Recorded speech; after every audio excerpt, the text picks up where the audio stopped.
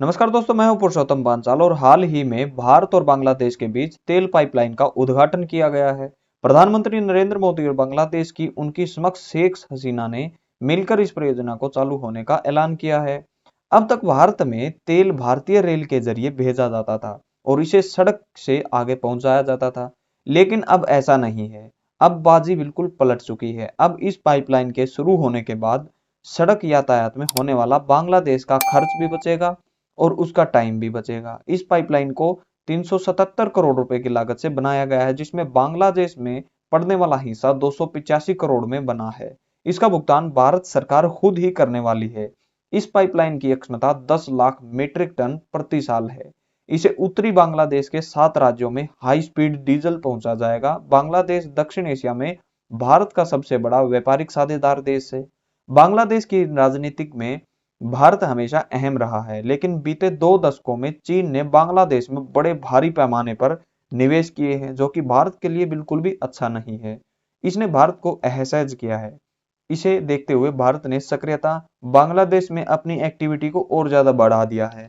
साल 2017 में बांग्लादेश को 5 अरब डॉलर का कर्ज दिया था।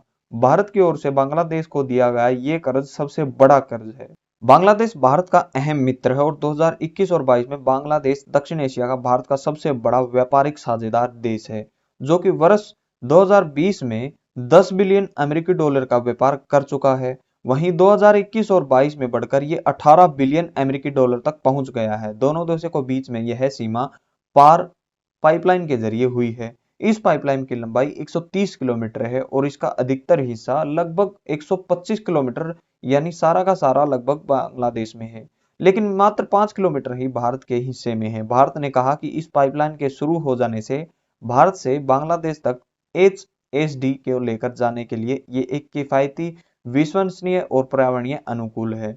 दोनों देशों के बीच में आगे भी ऊर्जा क्षेत्र में आगे ज्यादा और निवेश होंगे। मौजूदा पाइपलाइन पश्चिम बंगाल के सिलीगुड़ी से दिनाजपुर के पार्वतीपुर मेघना पेट्रोलियम डिपो तक है।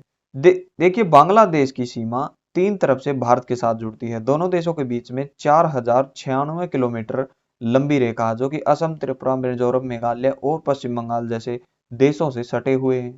इतना ही नहीं, दोनों देशों के बीच में कुल 54 नदियों के माध्यम से भी जुड़ा हुआ है। इसलिए बांग्लादेश भारत के लिए बहुत ही अहम है। आपको क्या लगता है, चीन इसको साजिश करके कैसे रोक सकता है? कमेंट में जरूर बताना। और ऐसी नॉलेजेबल और न्यू अपडेट के लिए आप हिंदी वर्ल्ड व्यू को जल्दी से सब्सक्राइब कर लीजिए। मिलते हैं अगली वीडियो में। जय हिंद।